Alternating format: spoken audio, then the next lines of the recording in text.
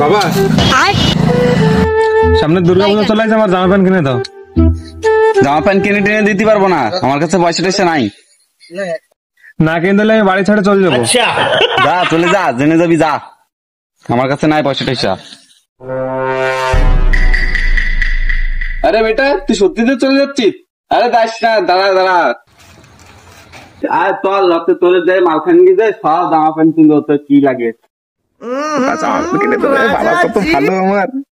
দে দে ব্যাগটা দে, যা লাগবে না।